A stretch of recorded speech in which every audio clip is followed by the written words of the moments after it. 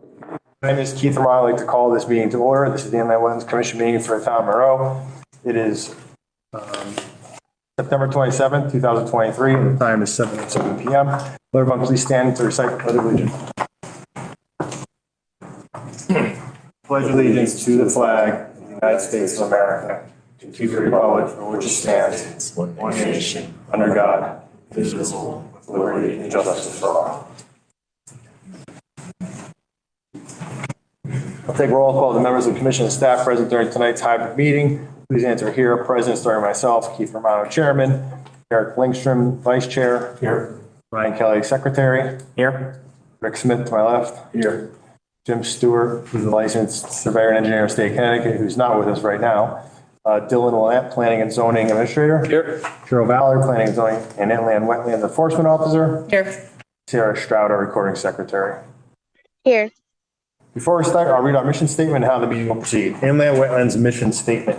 The objective and purpose of the Inland Wetlands Commission is to provide for the overall protection and preservation of the inland wetlands and watercourses within the town of Monroe.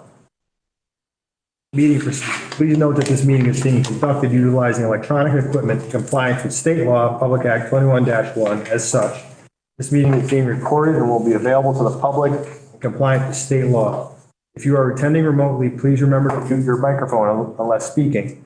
Anyone participating remotely should state their name and title, if applicable, at the outset of each occasion that such person is speaking.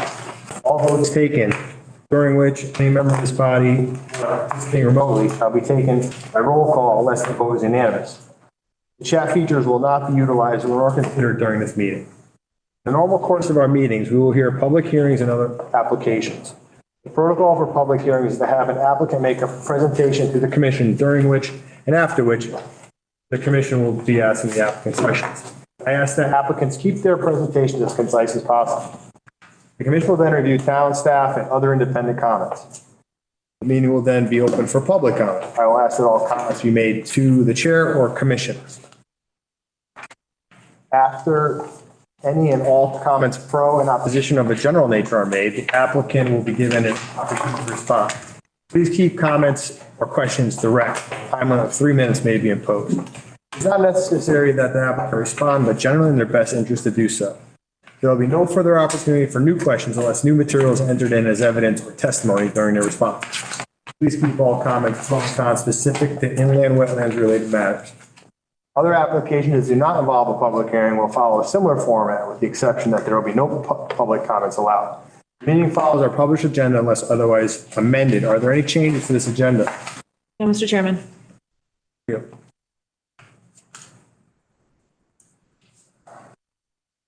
All right, this is now the general public participation part of this meeting. Anybody in the public, either in chambers or online, want to address this commission about any wetlands related matters that are not either in front of us right now or to be in front of us in the near future?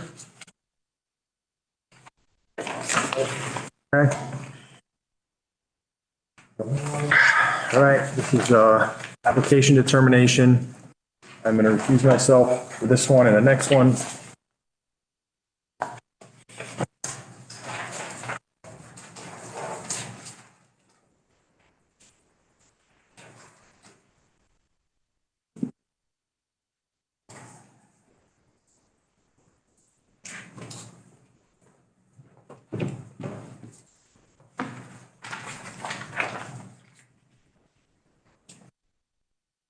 All right, we have application determination for IWC 2023-04, file number 1446, 260 Spring Hill Road. Proposed modification of approved plans, including changes to contour lines and increase in wetland buffer. Determination if modification requires full application to commission to amend permit or changes are minor in nature and can be approved by WEO. Mr. Vice Chairman, the permit was just approved by the commission the last meeting, and there was a revision based on planning and zoning review, and they're coming back now. And basically, it's, as you said, either the commission would like it to be amended formally before them, and voted on by you, or if you think it's a minor change, I could, stamp it as a field change and a staff revision. Is there somebody here to walk us through what the Yes, sir. is? Okay.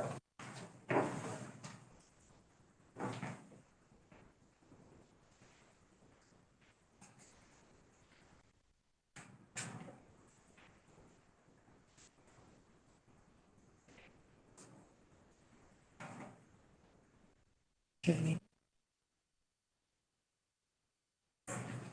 evening. My name is Patrick Rose from Rose T-Zone Company, 35 Broadway Avenue, Fairfield.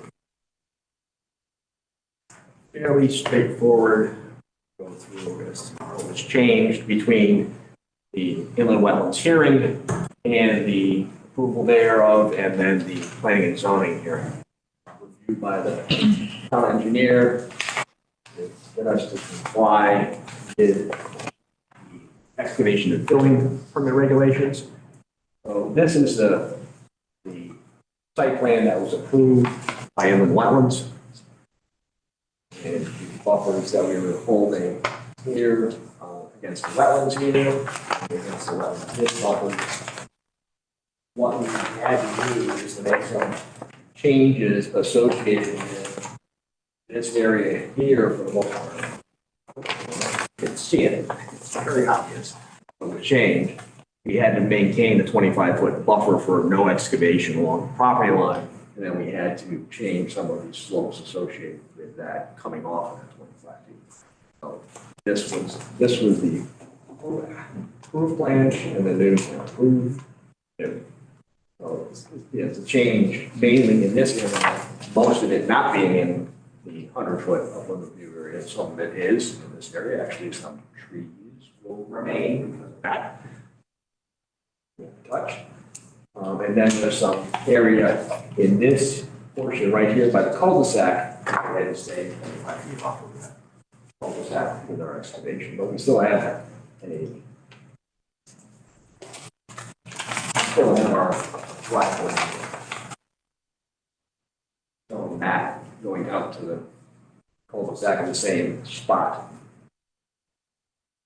That's the main change. So most of this change is outside the 100-year upland review area for the most part. Also complied with some other modifications associated with the town engineer's letter, check dam details and things like that, which he's okay with at this point. I think some talks on. Hopefully make this simple. Yeah. Come back. Okay. Any questions? Mr. Vice Chairman, I would just have a comment that the plans be revised to just have the silt fence or limited disturbance reflect the changes that were made. So, bring them a little closer to the. This silt fence right here, which was added, it could come. I would say more in the upland review area, particularly. Okay, yeah. Right, and so the Silt fence north, is here. the western wetland, just pulling it, increasing the silt fence back to. Back towards where the excavations. Exactly.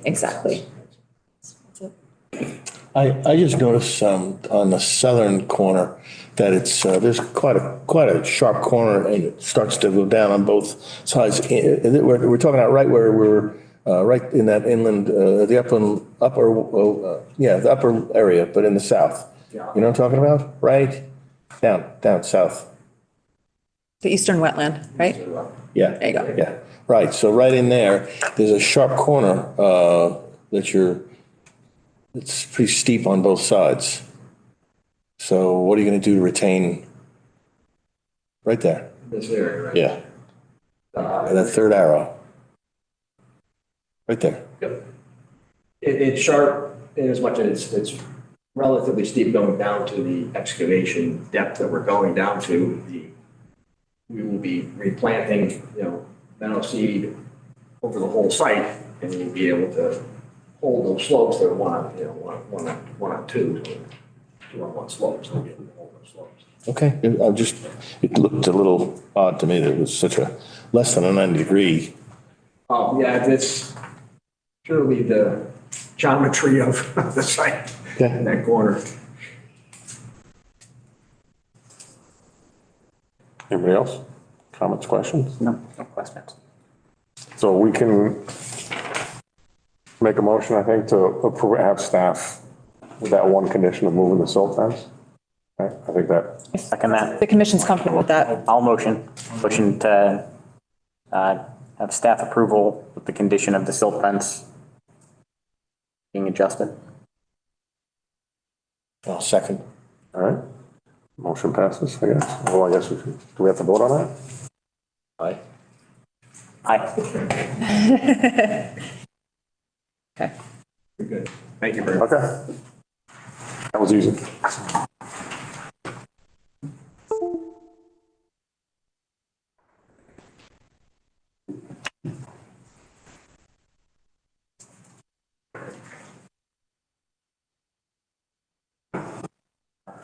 On to do we have any deliberation sessions? Nothing on that, right? Moment. At the moment. Oh, moving on to, all right, IWC 2023-3. Number 1439, 139, 141, and 201 Turkey Roost Road and 30 Cobblers Hill Court. Proposed construction of 99 single-family detached dwellings served by a community wastewater treatment system with proposed regulated activities in the upland review area. Quarry Ridge Associates LLC, owner applicant, J. Edwards and Associates LLC, representative. Okay. Mr. Chairman, we have some exhibits to read into the record. Exhibit number 16, which is engineering comments dated 9/21 from James DeMayo. Exhibit 17, 9/21, response to comments, revised plans, Jason Edwards. Exhibit 18, 9/22, Southwest Conservation recommendations by Southwestern Conservation District document dated 9/21/23. Exhibit 19, received 9/26/23, response to Southwestern Conservation District's recommendation by Jason Edwards. Exhibit 20, received 9/26/23, wildlife protection signs by Jason Edwards. Exhibit 21, dated received 9/26/23, the bond estimate by the town engineer. And Exhibit 22, received on 9/19/23, email to Jason Edwards and C. Valerie from Rusty Renzo, third-party consultant, with attachment. 21 and 22. Got those right here. Oh.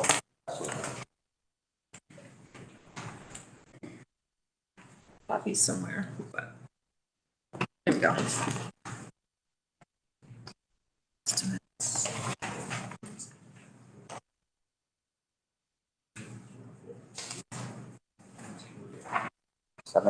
Yeah, I was going to ask that too. There's two different number 17s. I think they're all one. They're all part of the same submission, my understanding. It's just a bond estimate.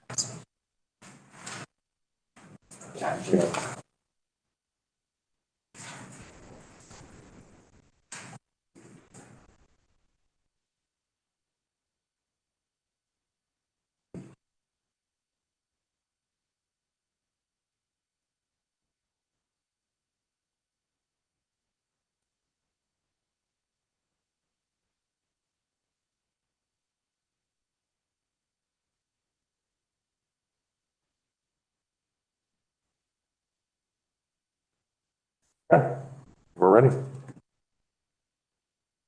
For the record, Jason Edwards, J. Edwards Associates Engineers and Surveyors, located at 227 Stephanie Road, Easton. Here with Steve Danger, Steve Danger and Associates, Office of Environmental Land Solutions, and Chris Russo of India. David York because I'm online from J. Edwards Associates also. I'm going to keep this a little shorter tonight. We have a few things just to respond to. The overall view again. Just to start with, we've been going through the process with the town engineer, James DeMayo. He issued a letter on 9/21, which he states that based on his review, the items associated with the application all of my outstanding comments in regards to stormwater management, grading, and soil erosion and sediment control have been addressed to my satisfaction by the applicant and their engineer. I recommend the following conditions of approval. I don't have them on the sheet here. So we satisfied all of James's comments and concerns. So I wanted to just put that on the record. We also did satisfy all of Russ's, your third-party consultant concerns as well. I just also grabbed the screen capture from the transcript of the last hearing, in which he stated that creates less intense development, and anything that's developed there will impact the wetlands. Not significantly, as he said. I don't believe there will be a significant impact, which he's also further acknowledged that, I believe, in an email that's there. He's got some comments on the fertilizer that we're going to address, but beyond that, he seems to be in agreement with James that we've addressed the concerns. This is a response to Commissioner Stewart's requests. At the last hearing, he asked if we could make some adjustments to a few of the basins to provide additional separation from the wetlands. This is his comment here. On the left is the settling basin number, basin 1. You can see originally we had the outfall just about 5 feet away from the wetlands. So we were able to slide that about 10, 15 feet northwest and gain some separation there. Can't really go any farther just because of the way the site is grading and the houses have to drain into here. So that was as far as we could go, but we did provide some additional separation there. And this was the other area. This is basin 2. On the left was the original layout. We got a pipe outlet to the north, and then the spillway to the south, and that was closer to the wetlands than we're now proposing it. We shifted that over to be more centered on this gap here, providing additional separation, and then we relocated this outlet to the other side. It doesn't have any impact on the drainage analysis, but it does provide a little bit of additional separation to the wetlands during construction. This is a response to the letter from Cheryl. She had a handful of comments, so this was discussed, I believe, at the last meeting too. It was a request of bat houses, so we've added bat houses to this area here near the rain garden, and as well to the turtle habitat area. We've added a bat house, and one. This is near the treatment facility. This was a question from Cheryl as to what the impact of the relocation of that settling basin would be on the turtle habitat, and the size of that turtle habitat relative to the amount we were moving this. You can see here, this is the settling basin. This is the circle here, which, and it's insignificant really to the function of the turtle habitat. It'll have no impact on that. It does, provide more separation to the wetlands, but it's not significantly been altered. This, who will be the scientist on site to move the box turtles? We have specifications in the turtle protection measures that were provided with Eric Davison's report as to exactly what that process should be. That'll have to be reviewed by DEEP as part of our stormwater permit, and they'll give that any changes they think are necessary, but this is the standard guideline that's been approved in the past that we're using here. Well, construction schedule will be created to take advantage of times of low box turtle movement. The protection plan is intended to be in place during times where they might be moving so that they can be protected. So in a sense, yes, they will be. We are doing that. I believe the environmental team here can come up and speak to this in more detail if there's more questions on it. That's something you guys want to get answers on now, or? Well, I understand that okay, where do I start? So I did have some correspondence and some communications with Connecticut regarding the Barbara Thomas's home efforts in the area, and they sided with me that the earlier that you guys put that in, the better. And actually, it should be completed before you put in the wastewater treatment plants. and I'm not sure why you're balking it, and I am still waiting for an answer, but why wouldn't you, okay, what you have in this NDDB is a picture of what it was when this was done. Now, there could be other, and it's not necessarily comprehensive. So that's why an assessment is, and because of this is such a high profile, 99 houses is a big addition to Monroe. So that's why I want to make sure that there's no other issues. It's box turtle is one thing, and I know you got a response, but that was a computer generated response from NDDB. So I'm just wondering when you will start the assessment and why you wouldn't do it earlier, and the reason I bring that up is because the turtles are starting to go into a season where they're going to hibernate, as you well know. So why wouldn't you do it now? Sorry, Commissioner, I did speak with Dawn McKay from Connecticut, deep on the NDDB situation, and she said that they do not visit sites, that they rely on biologists and botanists as they're on site to, almost like an honor system to report what they see. And then reading through the submissions from the applicant, Matt Pop did, I don't want to speak for him, but you did observe the site for botany and wildlife in that respect, looking for those species of special concern and endangered species. Let me know if I'm speaking out. Correct. I'm Matthew Pop, landscape architect, professional wetland scientist. I was on the Greenwich Wetland Agency for 16 years. I correspond often with Don McKay from the DEP. I did walk the site several times.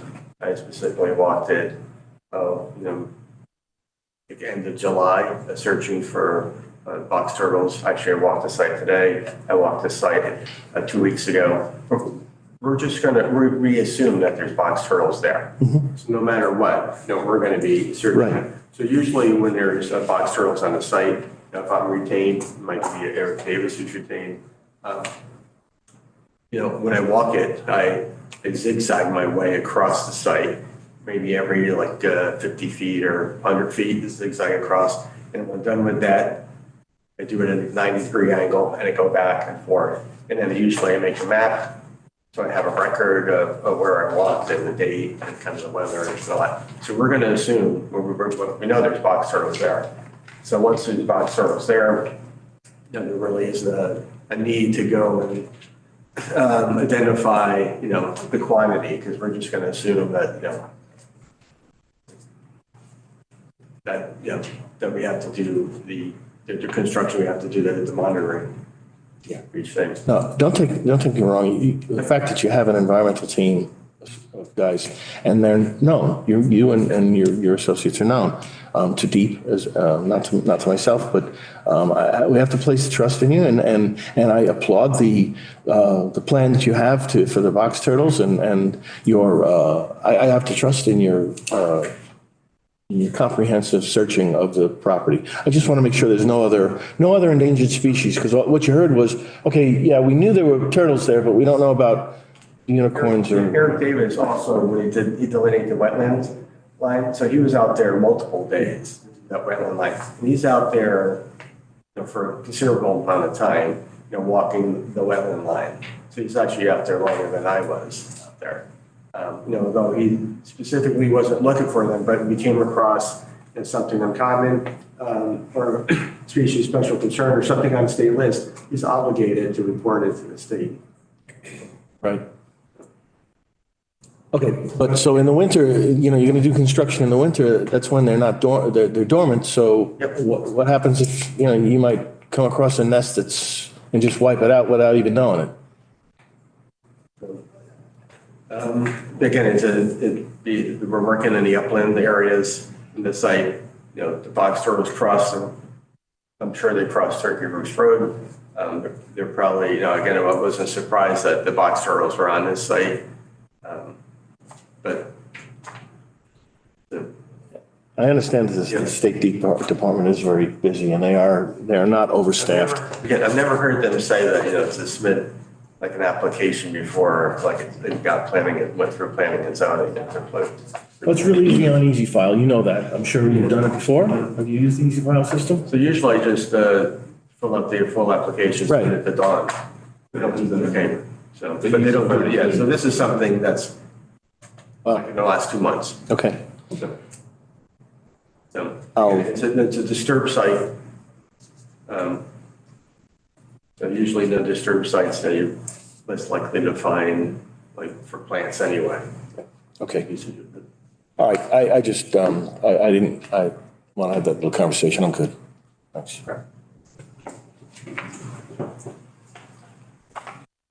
Just the whole easy file system's only been active for maybe the last 6 months or so. And the process used to be that you would file that application and then they would respond to you. And the way that I interpret it is the easy file is supposed to take the place of that. All they would do is pull it out of the file and just send you what they had on record in their system. Now the system spits back an answer to you, so you're eliminating that time frame, I guess. But you didn't go far enough. You put in a thing and to say, okay, what's there according to the NDDB, but you didn't actually ask for an assessment or review of the area. And I just, because if anything, it could trip you. But I don't think, like she said, they won't do an assessment. We do the assessment. Well, they do some kind of review. But from what Don said, that they don't visit the site. I mean, there may be That's what certain Don said. situationals that they do, but I think generally it's done by an environmental consultant that would do it and submit it, qualified professional. Because they don't have the staff to do that. Well, I think there should be a review or site assessment as per this document. And what I see written on, I know what you're saying the guy should have, but there should be some review past what you've done. You have a computer generated thing that I could have gotten. You didn't put it into the easy file system. A lot of times, they don't even tell you what's out there. Your site is within that highlighted area. Okay. You have no idea what it is. Okay. And you send it to DEP, and they just say there's no impact.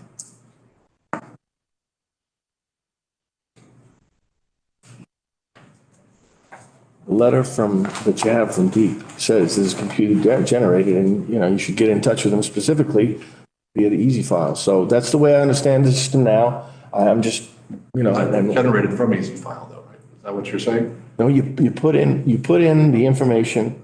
Well, look, I haven't gone through it. I could put myself in for you and actually, put the assessment. I did it myself and I entered through easy file and that's where that computer thing comes from. That's what I thought you were talking about maybe. The computer document says on it, this letter is computer generated from our existing records. If, however, any clarification is noted or if you have further questions, please contact. It's not a review. But they don't. This is a preliminary assessment and not an NDDB determination. So what I'm looking for is a determination letter. However you get it, whether they don't visit it or not, I'm just looking for a determination letter. That's going to be a requirement of our stormwater. All right. Right, All right, okay. They have to get the final determination. You know what? It's going to be required by the state, so we'll just let it go. It's Take a fine. condition of approval that you want a copy of it. for the Yes, office. I would like a copy of it, yes. Commissioner, if you want to attach it to this approval, you can make it, even though we're already required, if it made you feel comfortable, we could just have it as a condition of approval. Right, that's That we would obtain. Yeah, if that's not too much of a problem, I appreciate No, that. that's no problem. We need to cross our Ts, dot our Is. Yeah, I just wanted to make sure I Thank you. understood what we were talking about. Okay. This was a comment from Russ Lorenzo of Arcadis. He is concerned about turf management plan, fertilizers, how they're going to impact the pond. So we have now provided a management plan prepared by Matt Hopp. You want to put it? Matt, I'll just go through in, at 20 seconds or Is this item 17 or is this tonight? Should be titled It's the, Environmentally Friendly Landscape Management Plan. yes, it's that, and then this is the term management plan, that's their submission. I just saw the model integrated pest management plan of it. Actually, if you say, it's the whole development will be maintained by one landscape contractor, which is good because it's not like 99 homeowners out there, applying pesticides and fertilizers themselves. But the kind of the first page, general landscape management, that's taken from the NOFA, kind of their guidelines, the best management practices. And the second page is, again, still kind of the chemical application, pesticides, fertilizers, herbicides, when they should be used and when they shouldn't be used. Again, a lot of it says testing, monitoring, and before you use it. The third page is establishment of vegetation. And then kind of the last few pages is site specific for each the habitats near the wetlands. So one is the rain garden, how the rain garden shall be maintained, removal of invasive species, removal of debris, removal of sediment, fertilizers. Rain gardens don't get fertilized.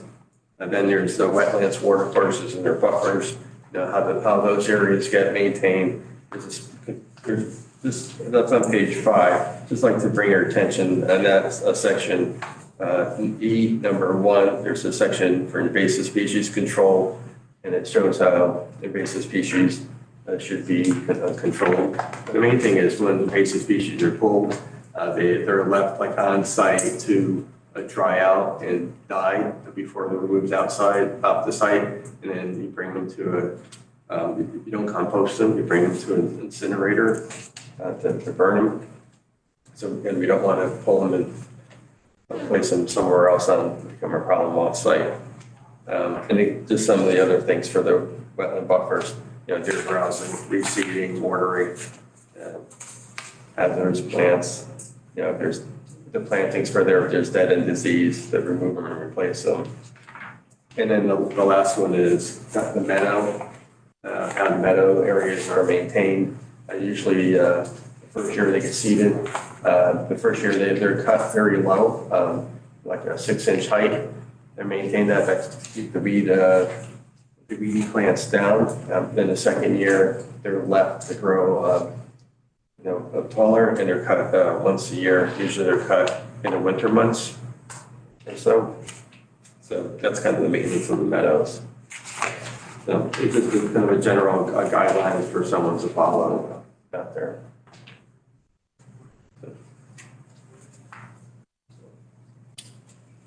Couple questions.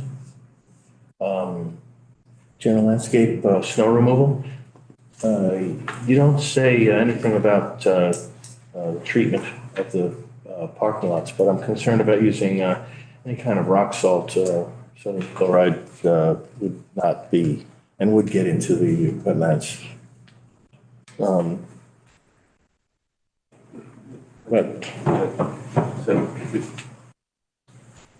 Jason Edwards for the record. Yeah. The salt issue's a tricky one because it's sort of an essential product that you're going to have to melt the snow with in some level.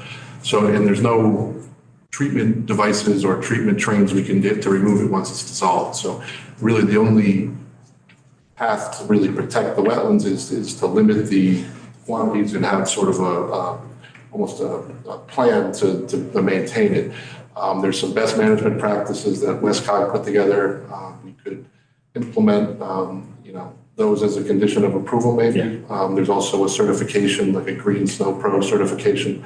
I've got a flyer on that here if anybody wants to see that, but we could maybe make that a requirement of the homeowners association that they utilize a contractor that has that certification. Yeah, as was pointed out by the conservation, Southwest Conservation District, that's a very sensitive area. So I would appreciate if you could try to help. Just a note. The other thing to mention on that too, just regards to, sorry to cut you off, but one of the conditions of the septic permit, the wastewater permit we're going to have here is we're going to be doing quarterly monitoring on that site of the groundwater for forever. We'll be out there every quarter, and we will, if there is some irregularity in the groundwater, we're going to see it early and be able to react to it, before it becomes a major problem. If there is something happening, then we'll be aware of it and be able to notify DEEP and take the correct steps to take action. So that's not normal. No, most sites don't have that happening. So we do have that sort of protection built in here that they're going to be constantly monitoring. Just a note on what you just said. And as part of that, are you going to do a water sampling prior to any construction? We want to benchmark. We can, sure. Yes, again. That we'd be happy to do that. Tells you where you started from. Sure. So if there's any concern, you can say, that's where we were. Yeah, no, it makes sense. Okay. You didn't mention controlled nuisance wildlife. You didn't mention the bat houses, but that's great. I think the people who live there will appreciate those bat houses if they're placed in the right place. And I think you appreciate that. Two of them are on poles that are maybe 15 feet or so above the grade, and the other one's kind of on the, I think, the pump station. Yeah. Instead of building, we were thinking about putting it in the clubhouse, but then maybe that's not a great spot for it. So we placed it right in the middle of rain garden one, and then the other one on the pole is in the fox turtle habitat area. And then my last question was with regard to herbicides and what herbicides you're going to use and where. My concern is any use of herbicide within the upland review area below. So I would say, I would think that we could have a condition if there's any herbicides used within the upland review area, it's got to be approved by the staff. Right. We would rather, and we'll come up with more policy on this, but we'd rather have invasive species that are not completely eradicated than a pond that's eradicated. Yeah, you're never gonna, yes, I agree with that. Thanks, Matt. Thank you. Any question? I have a quick question related to the snow removal on the southern side. You mentioned that you were planning on having one contractor maintain all the grounds. Yes, I believe so. Is there going to be something in the homeowners association that, for the homeowners that not spray their weeds and all that stuff? I think they would have to be, right? Yeah, they wouldn't want that. Yeah, that will be. Because you guys can do everything right, and then the homeowners could be like, oh, I don't care, I got to dump Oh, this. yeah, to your point. But they would also be bound by this approval, so if that was in there, they couldn't, no matter, even after the property's developed and it's split between 99, if they did that, they would be in violation. Right, but if they were, I'm more, they need to be aware of it. Oh. So if they, in their homeowners association packet, it says, by the way, we're maintaining ground, don't spray something, that's what I meant, is they just need to be informed. Absolutely. Yeah, that would have to be, put that in the, whatever. The home, yeah, you would make it in the homeowners association. Right, yeah. Absolutely. Is that a common practice? Just Yes. Yes. Yes. Same thing about like advice about box turtles and everything like that. That would be in the initial packet you would get when you bought in there and everything. When you would get. That's fertilization and it's controlled by the association. Correct. And it's in their contract. You're correct. So they're not gonna be, they can't. Go invest money in. Yeah. Sure. Okay. You had some other questions? Yeah, actually, I was curious, I'm trying to get back to there's so many different documents, Mayo's comments, and recommendations. Let me find my way back to it. We can have Jim go through those. Yeah, he's on with us. Well, you want to let him finish his part? Yeah, why don't we do that? Yeah, why don't you finish and then we'll bring the others in. So.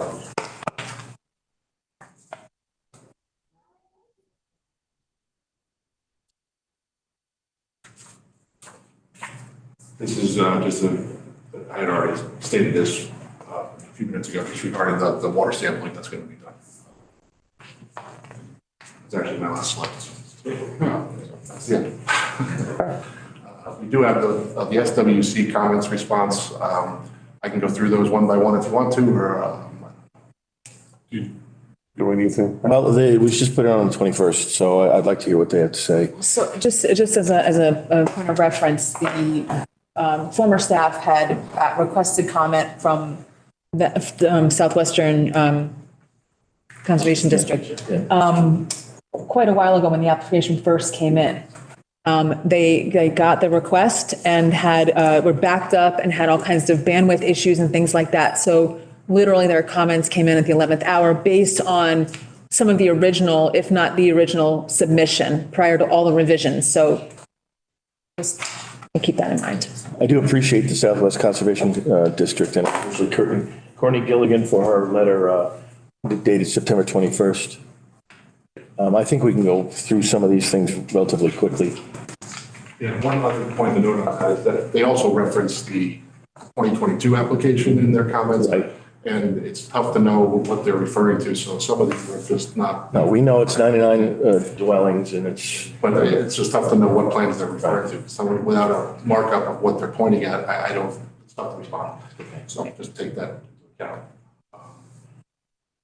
so they start out with the deep that we just discussed. Determination letter was likely required for the deep approval of the wastewater treatment system. So we beat that up, right? Yep. Next, wastewater treatment system. This actually does clarify that it could be done digitally too, which is. Yeah, good. right. So I'm learning about the system too, but Yeah, it's a confusing system. any individual who can put in a Yeah. request. Yeah. NDDB database or not, they can put in a request. Wastewater treatment system. Again, these numbers don't align with what. Right, Yeah. right. So you're up to how many gallons per day? Address it from where we are today. I have to pull out my notes on that. It depends on if you're talking, the problem is they're mixing average daily flow with peak flows on here. Mm-hmm. I want to say the average daily flow is 40,000 gallons a day. I'd have to get my notes to be certain of it, but I think that's what it's going to be. It's in the narrative that was submitted. If you have that copy there, I can get it if you need an answer now, or I can follow up with you. It's okay.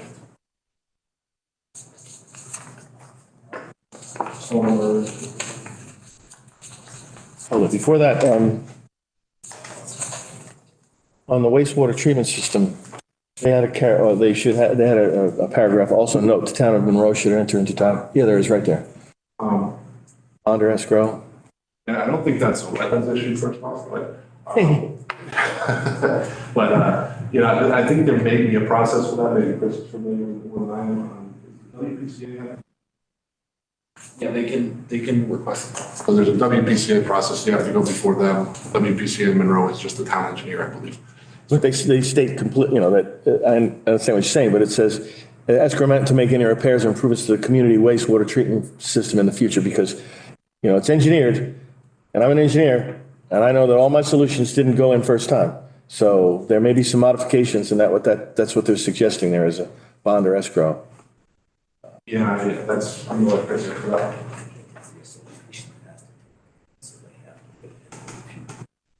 Right, I mean, so when it's initially developed, the WPCA could request a bond until it's fully permitted. And then at that point, then the association will have to be responsible for maintaining it. And so their dues will be, part of that will be to make sure that it's maintained. As far as the town's responsibility, the town would be involved in the very beginning with the bond. Once it's permitted, it transfers over to the private owner. That would be the association in this regards to continue from that point on. Okay. So that makes sense. Let me talk about the proposed stormwater infrastructure, unless you have some other comment there. Yeah, a lot of this is related to the updated plans. Uh-huh. The riprap it's a little vegetated swale now. We also added rain garden. We've disconnected some of the pavement. We've added, I don't know how many plants, but thousands of plantings. So that was, I think, either based on the 2022 plans perhaps, or maybe parts of our initial submission. In my opinion, we've added LID components here. Okay, but then they talk about some best management practices and what will be in place by the time you get this built.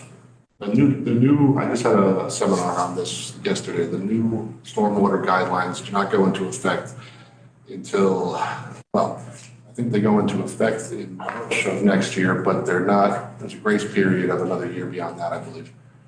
So we're designed to within the current standards, which is what and honestly, we're above those current standards. We've met the pollution reduction limits that are required in the new manual. Right, so is there something holding you back from meeting those new standards? We just don't, we're not that familiar with them yet, so we may meet them. I haven't, we haven't had a chance to really even try to implement them, so. Well, we want to build for the future in Monroe and, you know, being, in compliance with, regulations that are currently in draft and and will probably be ratified, is not a bad, I mean, you should take a look at them at the very least. And if we are still in the approval process by the time we get there, we'll have to adjust. Well, you know, Grace isn't on the committee, but, you know, you talk about grace period, you know, you're going to be, we're going to want you, again, I want you to be protected. We want to cross the Ts and dot the Is and make sure that we don't have any problems environmentally and with our wetlands in this area. This is, you know, sensitive area, so. We're in compliance with the current guidelines. I know. We can't hold them. No, I'm not. So It's my desire, I would rather have you come out and say, you know what? And we're going to look at the 23 and make a couple changes to be as close as possible, if not, you know, compliant with it. The pollution reduction requirements, those are the biggest difference in the. they're meeting today's standard. So, Yeah. I mean, would it be nice? Yeah. But It was brought up by the Conservation District, and I'm not looking. But honestly, they're still in draft form, so they could change. I can't state that we're going to be in compliance with what they might change. So it's kind of a moving target for us to try to design to. We have to go to that standard. Okay, enough said, I guess, with that. On to the next, alternatives. Yeah, what about them? Yeah, I had the same complaint that I had, that, you know, really, they weren't totally feasible. But you're gonna be asked for more changes when you go to the planning and zoning, and I can't talk to you about any other changes that were really, you know, this is, you have worst case scenario with 99. I don't, you know, I don't need a apartment complex or anything else next door. So I think going forward with this, from my perspective, I don't have any other, I can't. Just to clarify, they stayed here, we only had 2 alternatives. I think we had 5 now that we've submitted, and that doesn't include the revisions that we've made to the current plan set over this period, which is 3 or 4 of those, and those could really be alternatives as well. Planting plans, I don't know if there's anything that you need to say on that. I think it was mostly paper, what you had to. Yeah, Matthew, Bob, the one change that we did make, so anytime there was a revision from the approved plan, I did use just native plants. But they did say that there's a lot of native plants that are good for wildlife, but the new changes, again, it's all native plants that we used. Yes, the Monroe Conservation Commission will also go through that and double check, so I'm not aware of anything from. I have to, some of these tree species may end up getting revised to be all native, but the new stuff is native. Thank you. One of these days, I'd like to do a walk with you, Matt. Bring your binoculars. I will. I'm serious. The invasive management plan, that's the response from Matt here. Any questions on that? He's here to answer. And the conclusions. We've addressed the results. Third-party review, town engineer, 3 wetland scientists, the hydrogeologists, landscape architects, well, my firm, all working on this to try to put forth the best plan that we can. Try to take into consideration all the comments from the commission and the town. Put a lot of work in. And I just had a comment on the completeness of the response. Any other questions on this? Thank you. I think that's. Sure, I don't know, I was gonna just do a summation, but maybe after public comment, if we see public comment, just the ending, just to go over the criteria for decision, if that makes sense. Okay, that's fine. Do we have any other questions? Well, just because we haven't heard from James DeMayo, I see that, I guess what I interpreted in your letter, Jim, was that for the most part, things have been satisfied, your concerns have been satisfied, you listed some conditions of approval. And I just wonder if you could speak to those. Just let us know your thoughts overall, based on what you've seen and what you've heard tonight. I was curious about the fertilizer, that no fertilizer is used on site. I don't know if that's viable or not, like none. I don't know, even if it's not the residents that are using it, but rather the homeowners association. I was curious if you could speak to that as well. Just curious. I'll start with James. I'm talking to Jim. Yep, absolutely. All right. So again, for the record, James DeMayo, town engineer. As was previously stated, pretty much all of my comments have been addressed to this point by the applicant and their staff. At least in terms of stormwater management, they meet all of our criteria, water quality, sediment erosion control, and grading and things like that. In terms of the conditions of approval, these are pretty much kind of standard things, especially for the Connecticut general permit. That's pretty standard. Number two is due to the project size, it's recommended that the sediment and erosion control measures and the stormwater management system be inspected monthly or within 1 week of any significant rainfall event.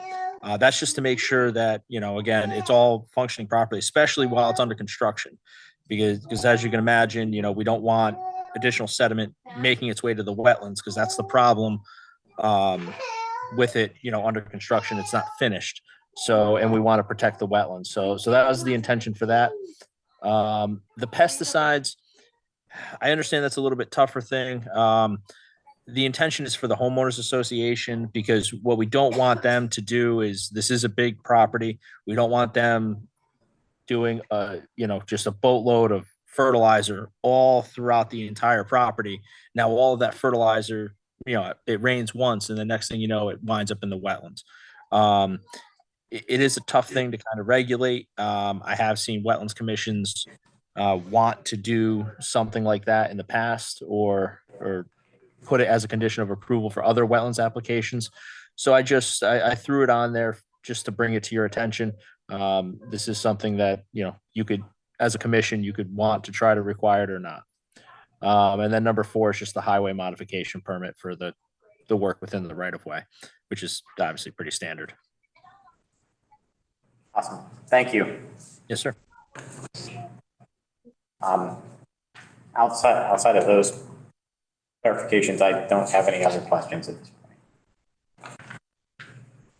Cheryl, did you have anything else you wanted to add? I'm not sure if Mr. Russell DiOrenzo is on Zoom, if he has any further comments for the commission, if that's RGD, I'm not sure. Right. That'd be good. Russell, you there? Was something that Robert Dunbar up there before. Oh, maybe that's him. Okay. Okay. Yes, he's not there. I would say that if you have any questions regarding using pesticides and fertilizer or not, and you have any questions for the applicant, I would have them answered now, so that when you go into deliberation at some point, you have your questions answered, and I can make those conditions of approval either way. Okay. Do you guys want to respond to the conditions of approval as presented?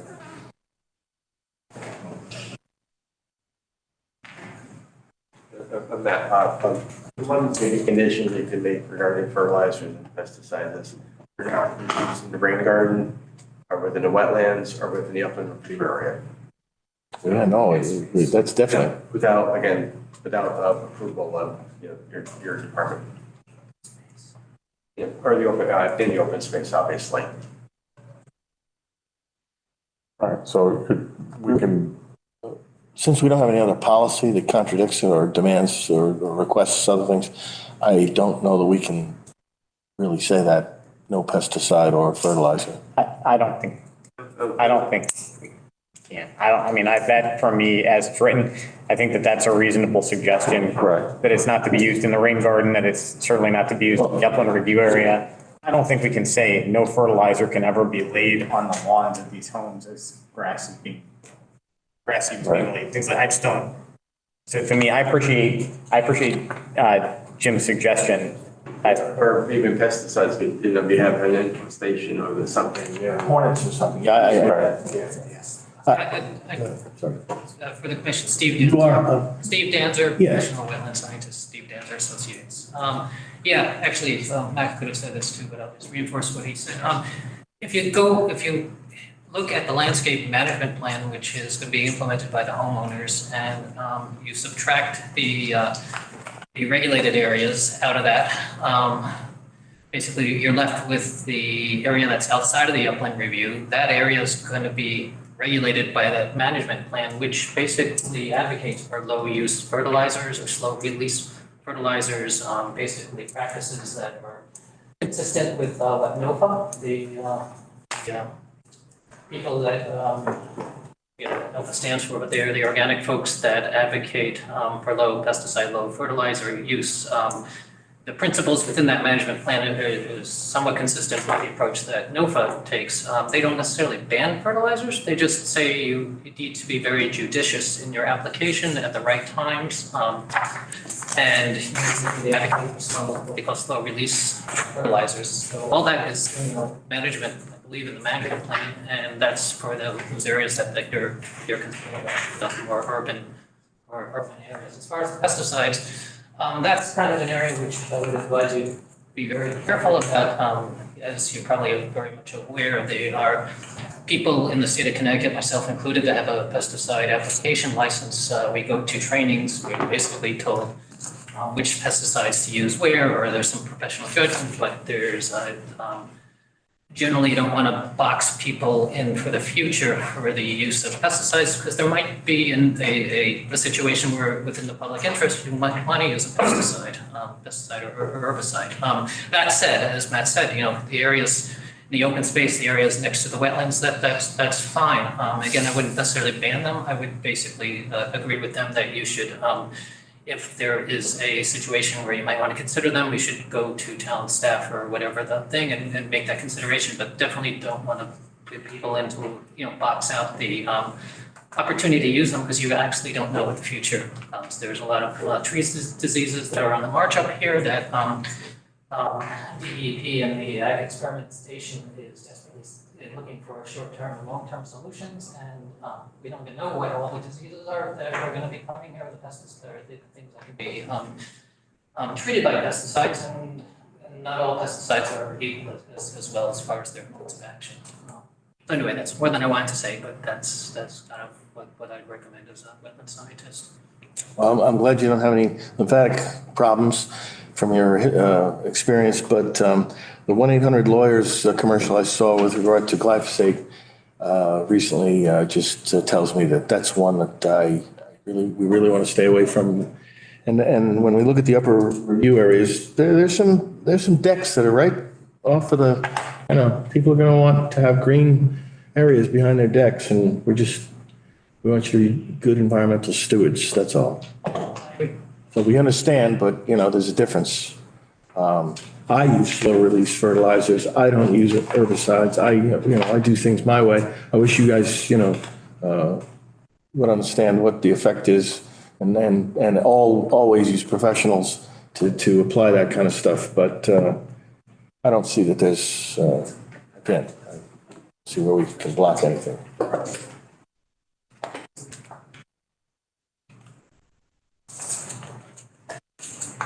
All right, so, yeah, I was gonna say, I don't think there's anybody here in the gallery, since you guys are all together. Is there anybody online that would like to make any comments?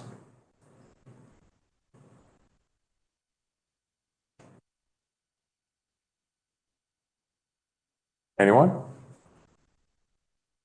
Barb, anything from the Conservation Commission? No, not at this time. Okay. Okay, then wrap it up. Chair, Commissioners, thank you. And I do want to say thank you, for this whole process. Obviously, it's a lot of material to digest and everything, so we really appreciate the time that you've taken to do so and do all your due diligence. We want to thank staff as well, Cheryl, James, and everybody who, has spent a lot of hours, Russ, overlooking this material. So we really appreciate that. I will try to be as expeditious with going through this as possible. But I think because there has been, you know, a number of hearings here and a lot of information presented and revisions presented, that it's important just to kind of go through the standards on the record, go through the standards criteria decision that are listed in your regulation, and then I'm going to ask our experts to say what their opinion is with regard to those statements. So just running through them quickly. First is regarding the environmental impact of the proposed regulated activity on wetlands or water courses, including the effects on the inland wetlands and water courses. The application of proposed regulated activity will have no significant environmental impact on the inland wetlands and water courses.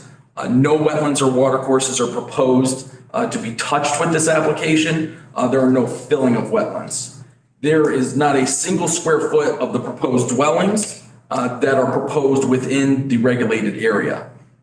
The road access to the main portion of the development, which is where the most activity is being conducted within the regulated area, utilizes an existing roadway and is therefore the best option to access the main portion of the site. This roadway does not have a negative impact on the wetlands. Any other alternative roadway would have much greater environmental impact to the wetlands. So again, this is as far as site access goes, this is the best option to access the site. The site is the location of a former quarry. Almost the entire development is within the bounds of this former quarry. The application will add a significant number of trees with a net gain of over 400 trees to a site that had been was stripped of this resource. In addition, this application will not negatively impact or affect drainage patterns, which would negatively impact the wetlands. Jason, Max, I don't know if maybe it'd be easier if you guys I just want you to affirm that. So Jason, in your professional opinion, do you agree with those statements? Yes, Jason Edwards. Matt? Do you agree? Yes, Matthew Platt. And Steve? Yes, Steve to answer. Yes. Okay, great. I'm just gonna go through these and do that with them. The second is the applicant's purpose for any feasible and prudent or the applicant's purpose for and any feasible and prudent alternatives to the proposed regulated activity in which alternatives would cause less or no environmental impacts, a significant environmental impact to wetlands and water courses. As Jason has stated, we have submitted multiple alternatives to this development, frankly, more than I've ever seen on a wetlands application. And I know, and Commissioner, you brought this up, you know, and I know we've had discussions about these alternatives previously. A lot of the focus has been on the number of units, but I think really the entirety of the application has to be viewed, and that's what our alternatives were trying to address. The first being the site as a whole. It is an application that involves over 147 acres of property. It's not just the area we're developing. This is covering 147 acres. Wetlands occupy 15.7 of those 147 acres. And so the balance of that acreage is developable land. And I know there were some alternatives that were submitted that showed what could be done if you were to develop all that land. And so we think that this project, when you look for as far as development of the site, where we are preserving 81 acres of open space, which includes wetlands, includes regulated area. We think this is obviously a much better alternative than a full development of the 147 acres. Second, we've submitted alternatives with specific regards to the roadway. That's where the most activity occurs within the regulated area. It's not the construction of units, really, it's where the roadway is, where we have most of our activity in the regulated area. And whether this development is 15 units or 99 units, we need a way to access the site. And so the question is, what is the best option to access this site from an environmental standpoint? And we believe that we have chosen the most prudent alternative, prudent option here in that regard, going over an already existing roadway into the site. We provided an alternative roadway access plan, and it definitively showed that there would be more impact on the regulated area than our current proposal. Regarding the number of units, which in the alternatives for the number of units or decrease in the number of units. Again, I go back to this point, which I know we've made a number of times. And the truth is, whether this project is for 1 unit or 99 units, the same fact will remain that 0 square feet of building floor area will be located in the regulated area. That's what the application proposes. It does not change the more units go down because there's nothing proposed in the regulated area as far as buildings. So a feasible and prudent alternative is supposed to explore whether there is a feasible and prudent alternative that exists that changes or lessens a significant impact. The changing of the number of units does not change that, and that was acknowledged at the last hearing by the third-party reviewer, by Russ. At the last hearing, it does not change or lessen the significant impact if you reduce the number of units. But your regulations define significant impact, so I want to just go through that and again have our team respond to that. So again, regarding the specific alternative, does a reduction in the number of units impact the activity involving deposition or removal of material, which will or may have a substantial effect on the wetland or water course, or on wetlands or water courses outside the area for which the activity is proposed? We believe the answer is no, because no activity is proposed within the wetlands in the application to begin with. Does a reduction in the number of units impact the amount of activity which substantially changes the natural channel or may inhibit the natural dynamics of a water course system? No, because there are no changes to natural channels or water courses proposed in the application to begin with. Does a reduction in the number of units impact the level of activity, which substantially diminishes the natural capacity of an inland wetlands or water course to support aquatic, plant, or animal life and habitats, prevent flooding, supply water, assimilate waste, facilitate drainage, or provide recreation or open space or perform other functions? No, because there is no, again, proposed reduction of wetland capacity in the application to begin with. Does a reduction in the number of units impact the level of activity, which is likely to cause substantial turbidity, siltation, or sedimentation in a wetland or water course? No, because the application includes stormwater treatment and erosion controls that are in compliance with DEEP guidelines at the current number of units, just as it would with any less number of units. Does a reduction in the number of units impact the level of activity, which is likely to cause substantial diminution of flow of a natural water course or groundwater levels of the wetland or water course? No, because the application does not propose a reduction in groundwater flows to begin with at its current unit count. Does a reduction in the number of units impact the level of potential to cause pollution of a wetland or water course? No, because the application is already designed to meet or exceed DEEP standards for stormwater quality, erosion controls, and wastewater treatment. And does a reduction in the number of units impact the level of activity which damages or destroys unique wetland or water course areas or such areas having demonstrable scientific or educational value? No, because the application already includes no removal or destruction of wetlands. Guys, Jason, in your professional opinion, do you agree with those statements about the impact of reducing the number of units? Yes. Matt, in your professional opinion, do you agree with those statements? Matthew Pop, I agree. And Steve, in your professional opinion, do you agree with those statements? Stephen Danzer, I agree. So again, the regulated activity here in this application already does not have a significant impact. So an alternative that reduces the number of units doesn't change the level of significant impact. There's none already, as defined, as significant impact as defined under your regulations. And again, this is not just the opinion of our experts. That was stated by the third-party reviewer at the last hearing. Jason highlighted that in his presentation. So now, moving from feasible and prudent alternatives to the rest of the standards. Next standard has to do with the relationship between the short-term and long-term impacts of the proposed regulated activity on wetlands or watercourses and the maintenance and enhancement of long-term productivity of such wetlands or watercourses. There will be no significant impact to the wetlands and watercourses as demonstrated with this presentation. The short-term impacts are mitigated as stormwater treatment, erosion controls, and wastewater treatment are proposed in compliance with the guidelines.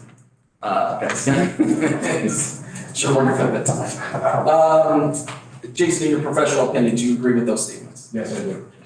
Matt, in your professional opinion, do you agree with those? I agree. Steve, in your professional opinion, do you agree with those statements? Stephen Dancer, I agree. Okay. Stay ready.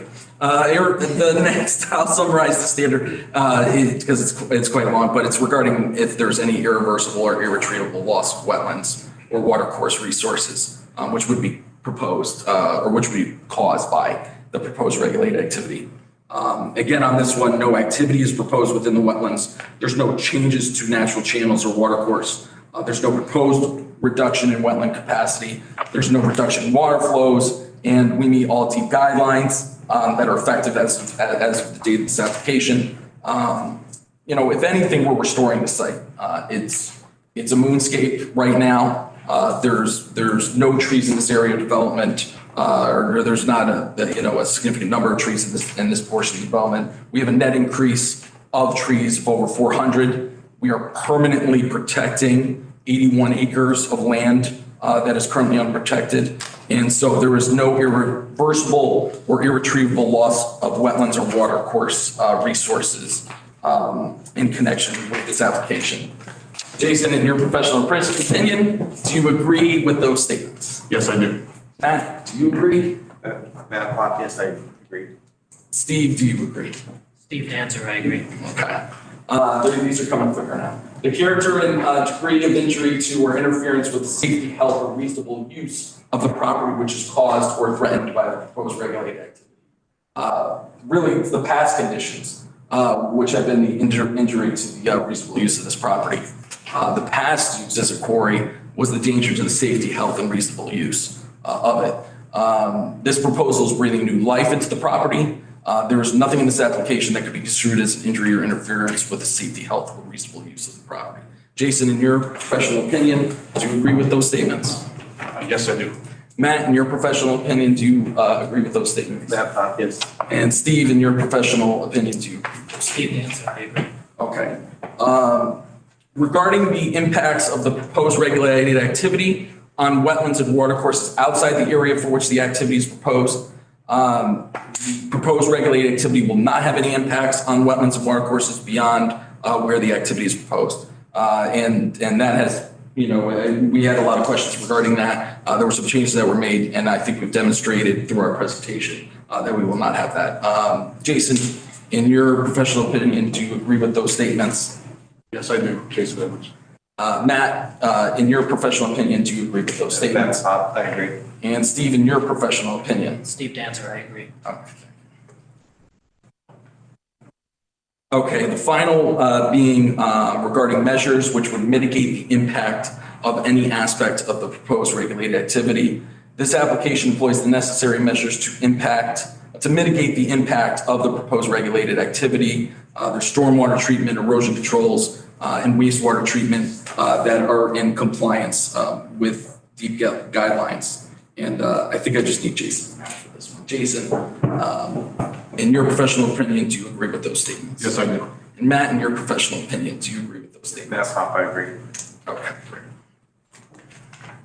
Just wanted to get that on the record here. I appreciate you letting me get through it. Again, a lot of time,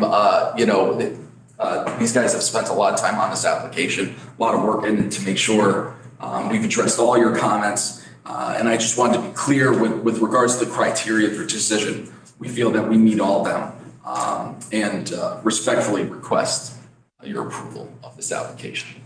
Thank you again for all your time on it. And if there were any further questions, we'd be happy to answer. One further thing, the emergency access road, the one that was at the end of, it goes, you know what I'm talking about? Yeah. What's going to happen with that during construction? Will there be any traffic on that road or?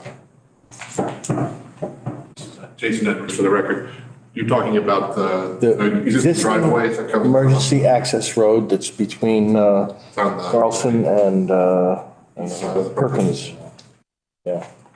Right next to Smith Pond. Yeah, I mean, there's going to be construction coming down there because there's a pipe being installed down that roadway. So. You going to do any changes to the road, or are you going to grade it at all, or? No, there's no proposed, I mean, other than restoring it, I think it's to be repaved. That's part of it, but Okay. that was it. I would just ask if you do any of those, that we'd be informed of anything, any changes to that emergency access road or any grading or. Yeah, it would be part of this application if we have to change anything. Of course. Thank you. You're welcome. Thank you. And commissioners, let me specifically say too, with regards to comments, and everything, I really appreciate it because I think it's made it a better application as we've addressed these and made these revisions. It really has improved this project. So we appreciate all the feedback on it. I think one of the nice things, should this application be approved, these plans, everything we've submitted, there's now an approval with that property. And so again, if it's my client or the association in the future, or one of the 99 unit owners, they are bound by the approval, the documents that were submitted in perpetuity. And so, if anybody in the future, no matter who it is in the future, is in violation, there is recourse for that, because now this property is under an approval, and everybody in the future will be bound by it, which I think is a great thing for this property. We really, as a whole, just feel that this is a tremendous improvement for this property, which I know it was before my time. I know that back in the day, this property was a significant headache to the town. My client came in, he spent a significant amount of money remediating it and ending that illegal operation that was there before. Wasn't him. Prior owner, but has worked. And so it's nice to be a part of this, to kind of be part of this transformation that I think will be a significant improvement to this property. Well, we hope so. We appreciate your attitude and your credentials and all that you've done for us. I feel like a parent. Did you do your homework? Did you do your homework? Matt, did you do your homework, please? So thank you for doing your homework. Thank you for being comprehensive and responding, and appreciate your time. And that's what we want to do, is we want this to be a great addition to Monroe. No. But thank you, and we're excited for Jason to be able to return to his family now. the Quater Road. So yeah, thank you. Appreciate it. All right. You guys want to add to this? No. Gerald? I don't think so. I don't have any comments. No comments? Anybody else? Okay. Then I guess we need to move to close this hearing. Make a motion to close this hearing and move to deliberations. Second. All right. All in favor? Aye. All right. Passed. Unanimous. Okay.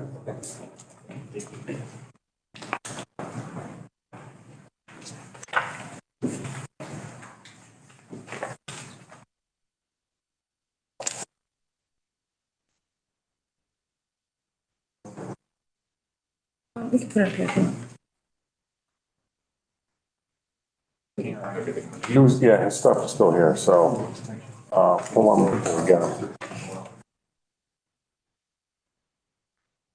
And begin deliberating tonight if for the two. Why we don't want to.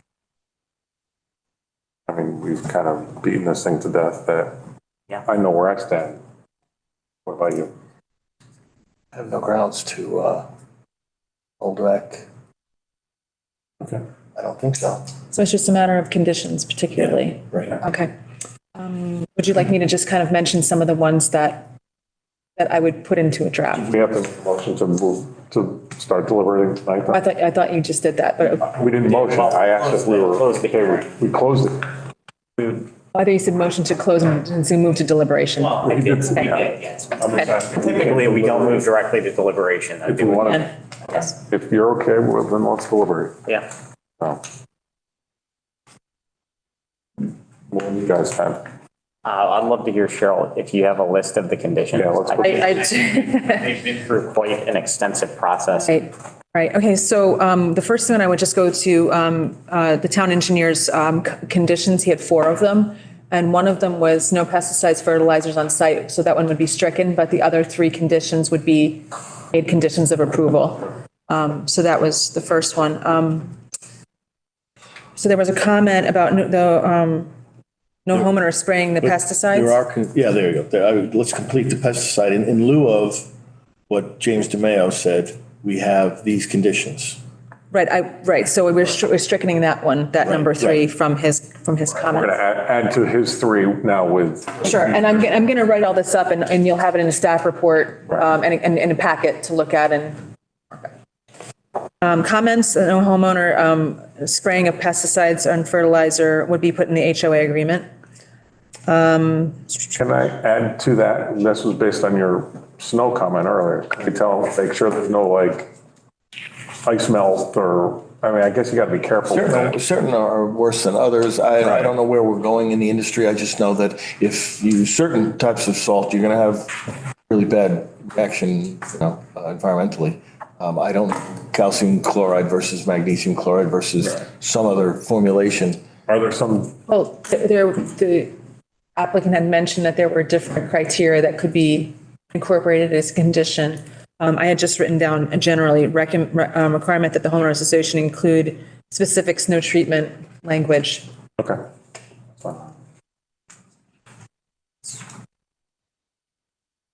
There's another condition that was mentioned. If herbicides are used in the upland review area, they must be reviewed and approved by staff. That was just mentioned. Yeah, we don't want any, right, but if you do, you got to come back. Yeah, the condition that actually the applicant suggested was that none of those would be used in the upland review area at all, or the rain garden. Right, and maybe if there's invasives, it could just be done by hand in that area, or it's up to you. Yeah. But rain gardens don't need, by their nature, they don't need any kind of fertilizer. Right. Taking a note, sorry. Which is why they're so good. My sister's got one.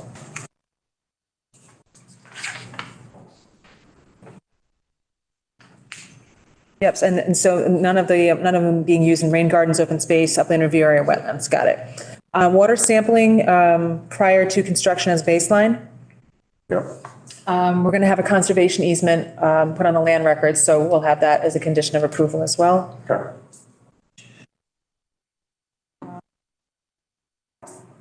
That the turtle crossing signs and curb changes as depicted in Exhibit 20 be put into as a condition of approval as well.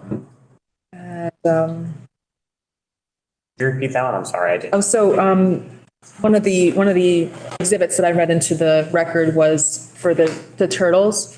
They're proposing a turtle crossing and some specific curbing to protect the turtles. So I just put that as a condition of approval as well. That's good. Turtles don't actually read the signs. But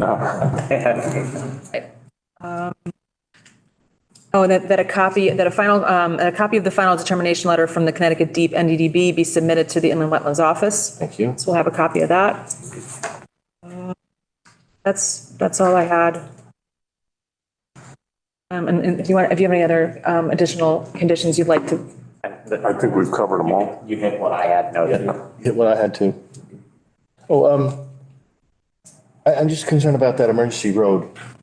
Well, there is a condition of approval that's standard.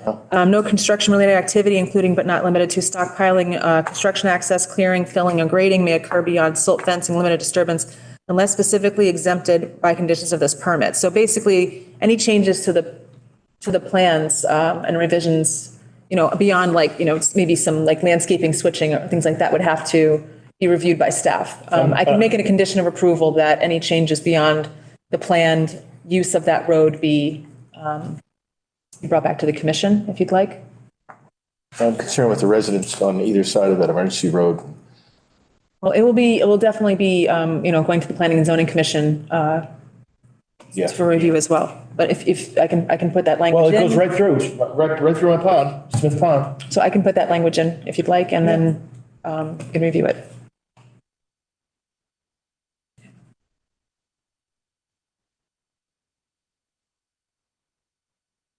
That's all I had. And if you had any other, I think that's it, unless, No, I'm good. so then I think we can make a motion to approve this. I'll make a motion to approve. well, do you want to have a final, do you want to look at a final? Yeah. Okay.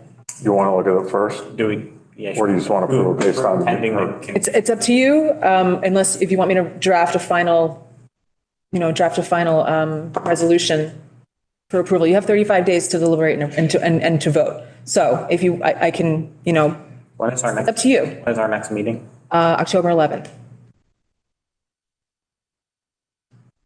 What do you think? Honestly, from my perspective, I think, I trust your write-up on the notes that we've discussed. Okay. I'm in support of approving pending those conditional approvals with the staff write-up. As stated on the record. Yep. Okay. I would prefer us to wait till we have it all written up. That's fair. Have some time. I know that they want to get going, but I just prefer. Okay, then let's wait until, Yeah. basically we're going to read through the list again and then not add to it. So, Right. Okay, Got it. that's fine. Hopefully. So we'll- Right, you can still deliberate and formulate conditions at the next meeting as well, if you want to revise it at that time as well, and then vote. It's up to you. That's fine. Whatever you want to do. It's important. That's fine. All right. Brought it up to see. Okay, all right.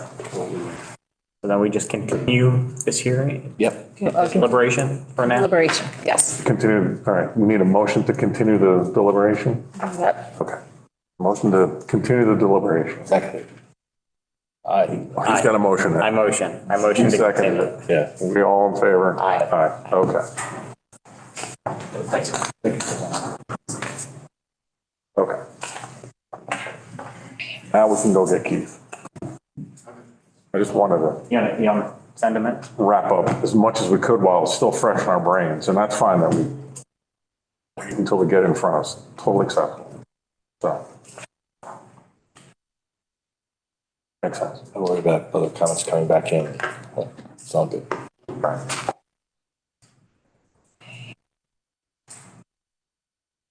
Nobody here. Everybody left. So what else do we have? We have 2 bond releases. That's it. I have copies of my bond release report, but if you'd like to see them for the record, but basically for 8 Crown Freeview Road, it's a single-family home. It's been completed, the site is stabilized. There were no plantings as part of that plan. It was just a stone wall and the wetlands behind them, and there were inland wetland markers to be installed. They were, they have a conditional certificate of zoning compliance to occupy, so. Staff is recommending bond release. Okay. You catch all that? Yeah, pretty much most of it. So, I think what I heard was that everything is, you think we're fair to release the whole bond? Yeah, there's nothing else, there's nothing else to do, and there's no plantings in there, so. Want to make a motion? Motion to release the bond on 8 Crown View Road? Yeah, the motion to release the bond, 8 Crown View by Commissioner Lindstrom, a second. A second. Second by Commissioner Kelly. All in favor? Aye. Motion passed unanimously. IWC 2018-07, file 1145, 205 Monroe Turnpike, 50% reduction in bond from 30,000 to 15,000. So, yes, the applicant has requested a reduction from 30 to 15. The property has been developed in the front. It's got the Panera and the Noble Gas, and the rest of it will be held for the development in the back.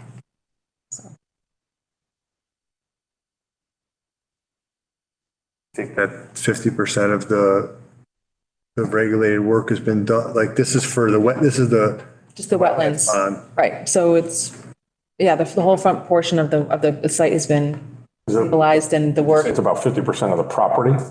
It's not the property, more like were you here when we did this? It's for the work in the Okay, wetlands, I think I was the only one who was here when we did. property, and I wasn't either, but the area of the wetlands is behind the Noble Gas, and my understanding from To the previous. front and to the side of it. So what am I saying is that the part that was the wetlands, which was if you're facing the property, the left-hand side or the south, I don't know, whatever side it is. I know what you mean, yep. Okay, so then it travels all the way to the back behind the garden center. So my question is so they finished Noble in the front. Right, and work behind Noble as well, yeah. Yeah, but my question is, how much of the stuff that was in the upland review area that this bond was covering was completed? I would say 50%, I would say substantially, yes. Okay, all right, as long as you think that it's at least 50%, then I don't think we have an issue. So it sounds like a reasonable ask. Right.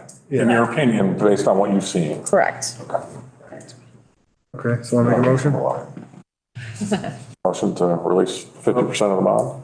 Got a motion from Commissioner Lyncham to release 50% of the bond for 205 Monroe Turnpike. Do you have a second? I'll second. Second from Commissioner Kelly. All in favor? Aye. Motion passed unanimously. They can get half of their bond back. IBC agenda, activity report, none. General discussion, decision, other. No agent reports, minutes for 6:14. Did anybody read them? So I searched my email again. I don't have it, I swear. I don't have any of them. So. Kidding. No, I don't. Vote on them. So I searched by your email, so I hate to say that it needs to carry to the next meeting. Okay. I'll come and I'll get. I'm so sorry. It's okay. I didn't know you didn't get them. It's totally. I didn't get any kickbacks of anything either. Totally. Give me months and minutes. Necessary. It seems like this is we did this last year too, so. Yeah, we've had a All back right. before. Regulation Amendment Committee. Now, are we dealing with any issues on our regulations that we need to adjust? Nothing so serious that it has to be addressed right away, but there are a couple little, like minor things, like in the regs, just roughly, there's a transfer of permit, and it says it has to go back to the commission for approval. But it seems like staff had kind of done it in the office before, so I'm not sure. I would want to have that clarified by the commission, whether they want to maybe modify how you transfer permits from person to person, so. Otherwise, I don't have anything. Do we need to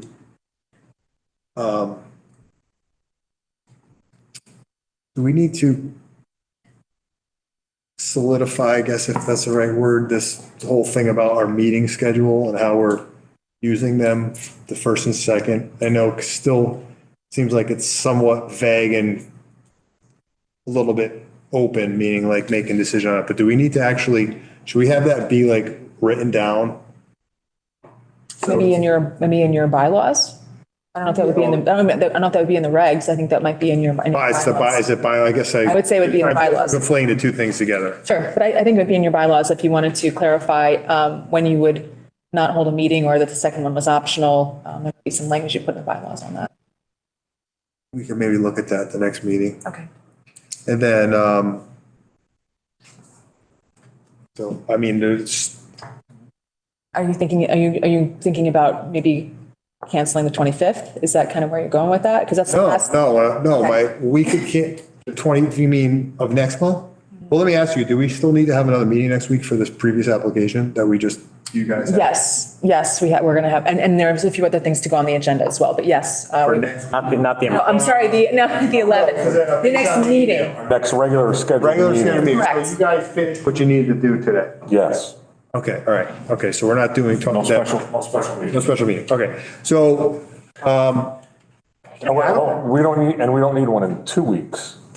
There's a regular meeting. Oh, that's right. This is the extra one. The regularly scheduled, That's right. So our next regularly scheduled meeting, we're good. so back to where I started, Regulation Amendment Committee. You say there's a couple little, why are we even,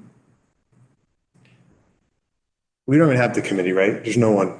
we have to form the committee, like who wants Do to we be on it? really need to form one at this point? Like, is there anything pressing where, hey, we got to get on this type of thing, this thing? I don't think so. I don't think so. There's nothing glaring that I would need to, Until further notice. nothing that, Yeah, like, nothing I'm that just wondering, prevents like- me doing my job as staff. I'll put it that way. Right. I can just say that. I'm just wondering if we even have to put it on the agenda. Put it on there. Because it almost, because like whoever, every month when we, or every 2 weeks, whatever it is, we never read talk it. about And we don't, it's Yeah. not like, it's like nothing, but it's like, why even call it Right. out? It almost sounds like we're not doing something, yeah. We're deficient on something because we keep on saying, no, we don't have the committee yet. Right. Like, Right. if we don't need it, why don't we just kind of stop talking about it? It's an idea, as long as we can do that. Now, public But out. at least continue the list of items to address when we do have a. If it gets to the point where we have a regulation that need to be dealt with, but it's more, I think it's more in the bylaws, like we said with the meeting thing, because that's the only thing that's kind of caused some kind of confusion. And seems like, and a couple other, I'll put some thought into it. This was from a couple years ago. Moving on to this public outreach committee, which nothing has ever happened, but I do feel like, let's talk about what do we have? The consultation, that's scheduled. Right, so that's not scheduled yet. I'm gonna call him at probably the next day or so, and the guy from New Canaan, and have a conversation about when they can come in November. You only have one meeting in November. We want to have a special meeting? Do we want to have it at the November meeting? I mean, you mentioned a special meeting, This is right? for the invasive Right. species. Yes. Well, it's not, it could, if we have we could, let's look at this schedule. Because we Will have, that be a public meeting? it's supposed to be a special meeting. Special meeting. But what my point is that we want to invite, what I'm saying about, this is our schedule, right? So we have the 11th, we could do the 25th of October as the second meeting of October. If he's available. If he's available. Right. If he's not, November 8th, the reason why we have the reason why November, December only one meeting is because you got Thanksgiving and Christmas. So if we don't have a chambers booked for a second meeting in November. We only have it for the 8th. Right, I'd have to find availability for the invasive species. Is the third, when's Thanksgiving, the third Thursday or fourth Thursday? Third, I think. I would say third. It's the 23rd. It's the 23rd. It's the third. It happens to be the 4th. It's the 4th. Oh. That means that the Wednesday. Just the way it works. The Wednesday before it would be the 15th. The 22nd. Oh, literally the day The before? Wednesday, I'm saying the Wednesday right before, which would be the fourth week, Would be Wednesday. the potential, yeah, that would be, That'd be tough. oh my God, no, I'm not available. Yeah, right. On the So 22nd. I'm telling you right now, I'm not. Well, the fifth, your meeting, What I'm doing, but I'm not available. no, I know. I'm saying, but if there's not enough time to do a meeting, then have this thing, because have we offered this to other parts of town yet? I've mentioned it to some other ones and I've gotten mixed responses. But I would say you could also have it in December. I know December's not the optimal month, but he's available starting in November. So Starting in November. right, he said, I'm available from November on. That's what he said. So We could do, well, there's only 5 of us now, well, and then staff. That was gonna be my next question, is there a update on vacancies? I don't have it. On our side, there's, no. I know there's There's not much I can do about it.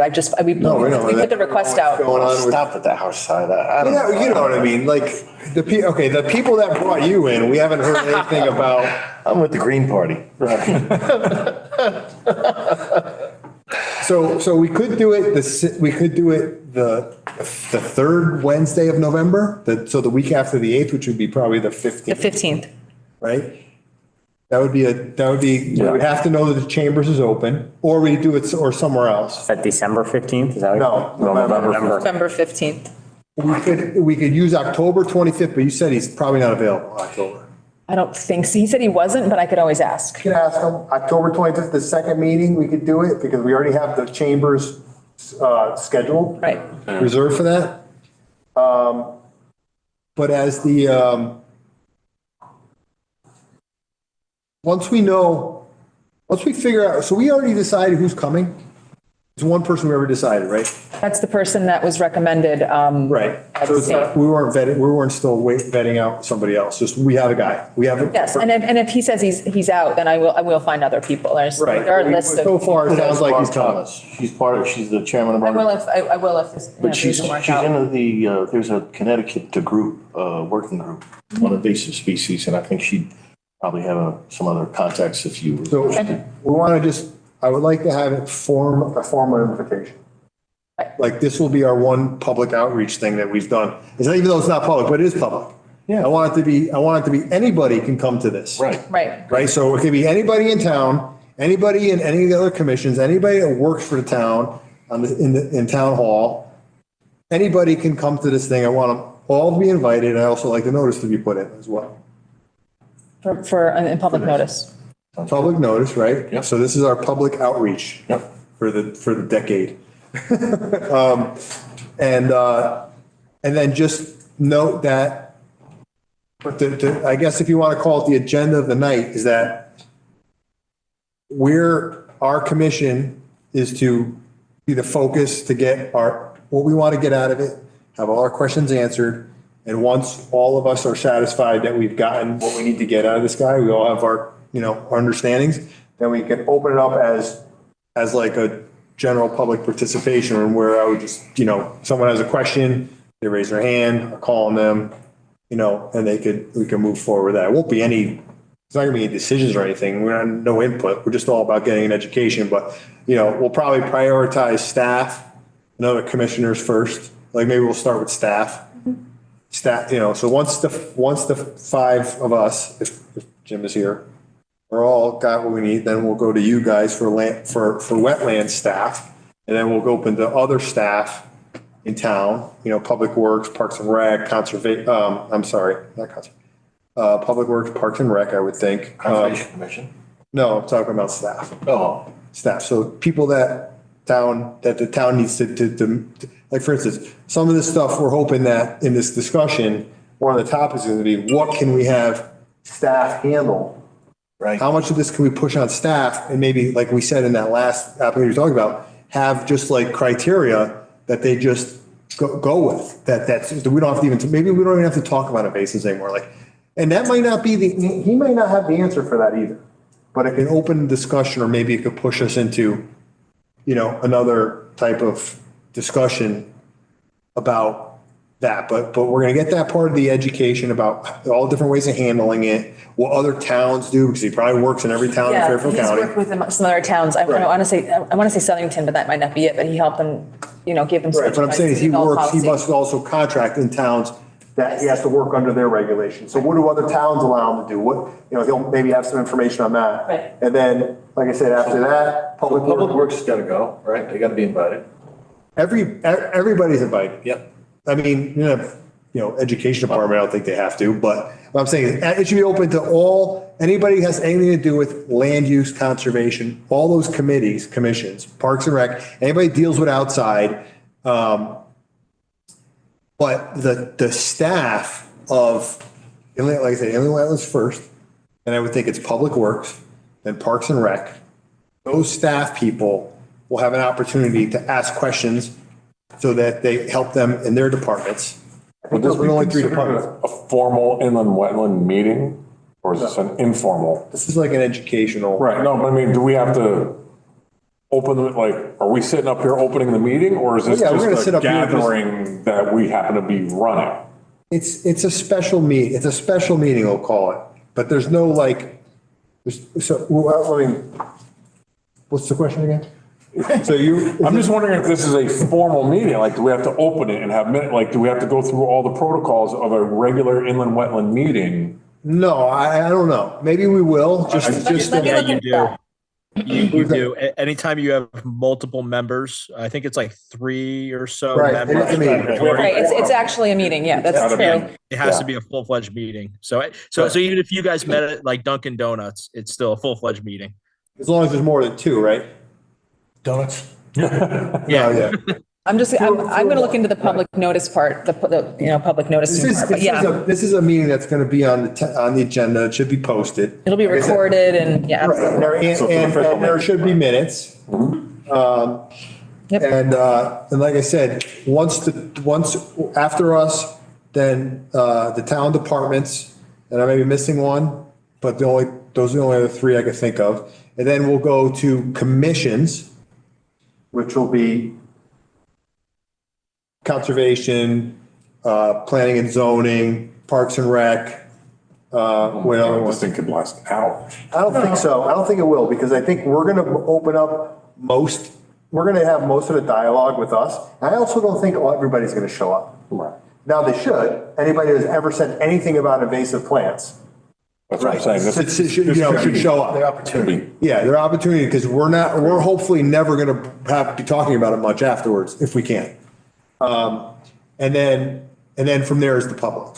Which, again, no one even comes to these meetings. Why are they gonna come to the special meeting? I don't think so. But I think there's definitely some town staff that should come. Anybody that's dealing with anything with.